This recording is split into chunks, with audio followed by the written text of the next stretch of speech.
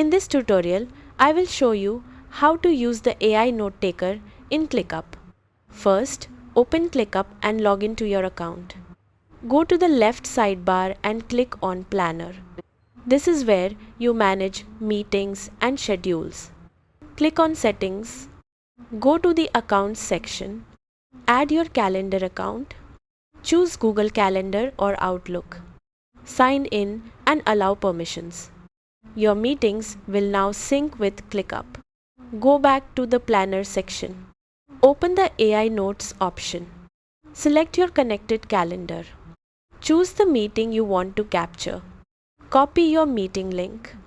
Paste the link into the AI note taker. Click Send. The AI will join your meeting automatically. It will generate notes and summaries for you. Review the notes after the meeting. Make sure your calendar is properly connected. That is how you use the AI note taker in ClickUp.